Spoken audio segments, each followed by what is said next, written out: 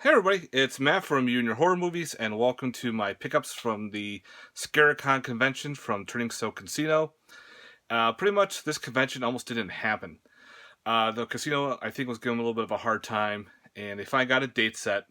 It was hard to get vendors and pretty much guests because it was so quick. But also, too, during this weekend, the 26th through the 28th, there were so many other conventions happening.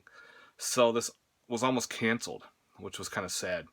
But the people who run Scaricon decided to take a bet at the casino to have it. And I'm glad they did. It was an awesome experience. It was small. You will see in my walk around video that it's very small, not a lot of vendors, not a lot of things going on. And near the end, too, I apologize.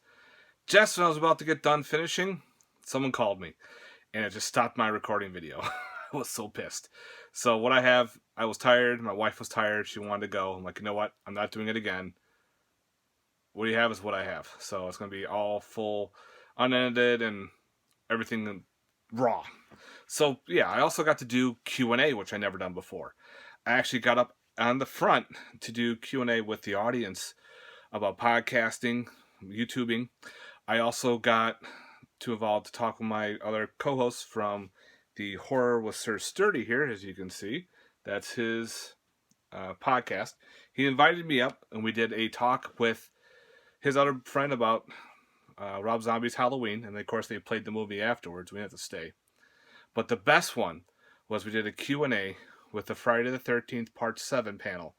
And that was fucking awesome because Friday Part 7 is my second favorite in the franchise. I love it.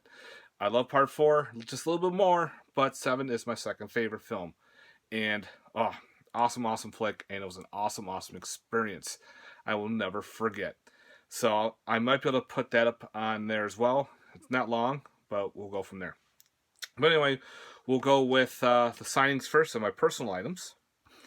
I brought 31 with me to get Meg Foster, and Malcolm McDowell was there. So, of course, I got them to sign 31. Awesome experience. Meg Foster was funny. We talked for a good 10-15 minutes. But Malcolm was kind of quick. His line was long. He had like a long-ass line of shit to sign. But he was really cool. So I was very happy to meet him. Next was David Naughton from American Werewolf in London. I didn't bring my other version. I brought the Steelbook. And I'm actually glad I did. This is his favorite artwork. Him and I, ever since he signed that, he was like, we started talking about this film, his not so much love for the remake, for the sequel, which is, but we also got a chance to talk about the possible remake happening. Who knows? That'll be interesting. But he was a nice guy. We got a chance to talk for a while. Very down to earth. And I also got to meet Robert Brian Wilson, who plays Billy in Silent Night, Deadly Night. So I had him sign my Screen Factory slipcover, Blu-ray. Well, awesome. He was so fun to talk to. We laughed, we goofed, we talked a lot about Christmas horror. That was freaking sick. And last of my personal items, all the way from Italy. Yeah, Barbara Maganolfi from Suspiria was there. So, of course, I brought my thick-ass big edition of Suspiria. She signed it right on the side there. She was awesome. We got to talk about Suspiria, and she actually got to see the screening of the remake. She says it's long. It's over 2 hours and 40 minutes or so. It's very darker. It's more gorier. I'm like, oh. She didn't seem so excited, but I was definitely excited. And she also had at her booth a film I never even heard of. It's called Blood on Melis Moon, or something weird like that. This is like a Italian flick.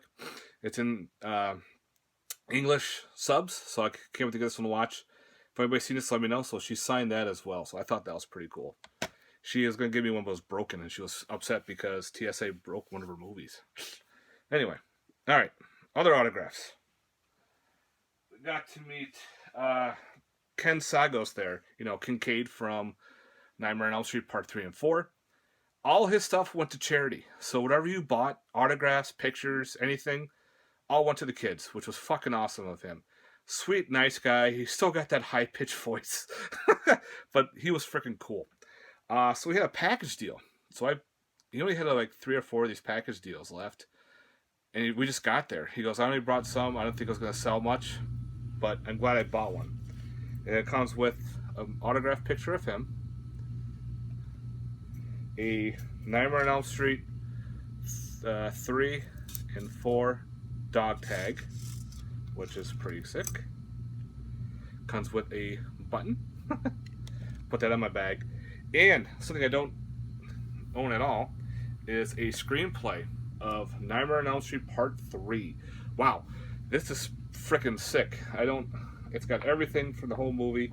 He even autographed the front of it. I get there, where he signed where his pictures are.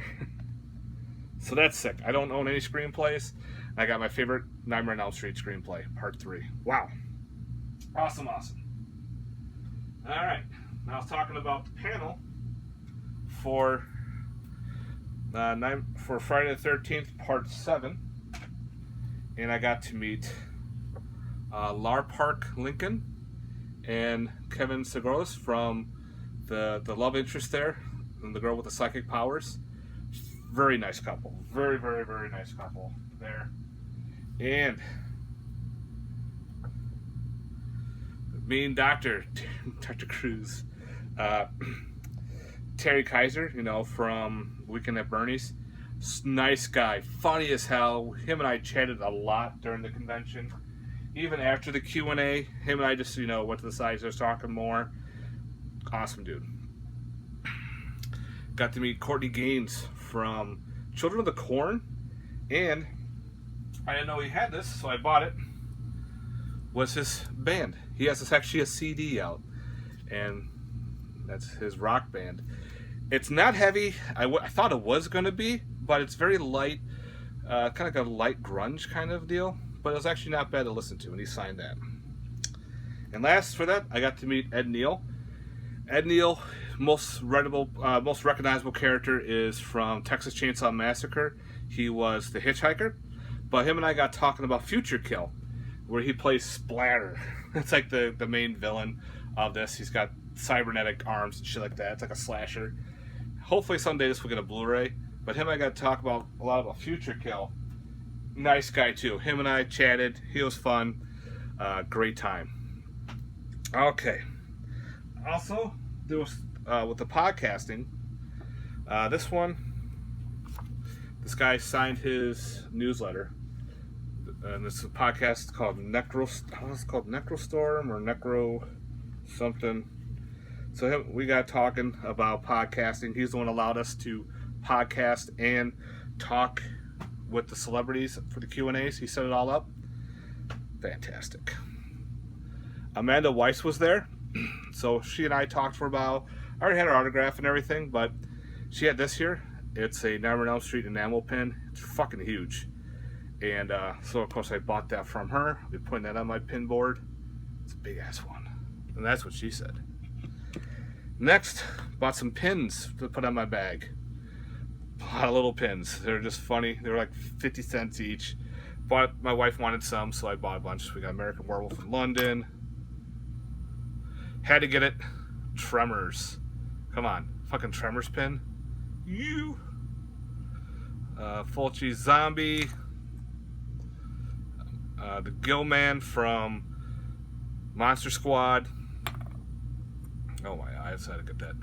Good old Texas Chainsaw Massacre. Dead Alive. Sleepaway Camp. It's like, this is so cool. House of a Thousand Corpses. Dracula, Dead and Loving It. I'm like, that's awesome.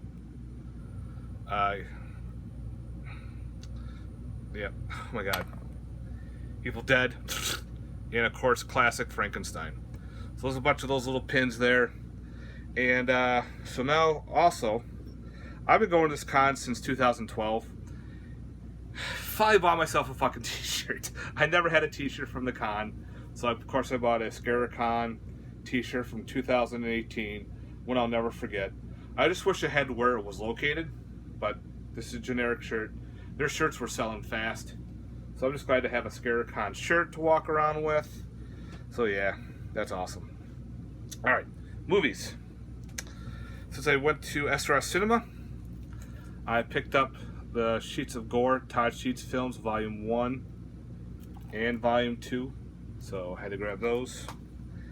Even at their booth, they had House Shark barf bags. I got this free with a purchase, but I saw this here, even though, now I'll do that in the collectible part. So that's going to be the collectibles. Next we have is the sleeves box was there, so I ended up picking up some sleeves box films. Hell Walks the Earth, so I also never saw it. Never had a copy of Chaos AD, so now I do. My boy Derek's on there, DBougie86, with a saying. That's fucking awesome. Slasher Weekend. So yeah, if anybody's seen these, let me know. And for free, they gave me one called Slice. All sleazy. Also, since I bought this Blu-ray, this was the first time they released this Blu-ray and put it out. Was at this con, which I thought was pretty sick. And that is Tales for the Midnight Hour, parts 1 and part 2. I can't show you the back because it has some nudity in it. So yeah, looks very sleazy. So yeah, I did pick up some regular films. Picked up Roadkill, Weird Killer Truck. And this guy sold this to me for $1. And that's Spiral. This is Adam Green's very first movie. Never saw it, so can't wait to give that one a watch. Alright, now for the collectibles. I showed you that barf bag, but he also had this here. It's a House Shark bust. This thing is fucking cool. Awesome painted, as you can see there. This was done by Horror Man Cave there, Eric. He did the painting. And I think Terra for Tom did the sculpting. These were numbered. He only brought a certain amount there.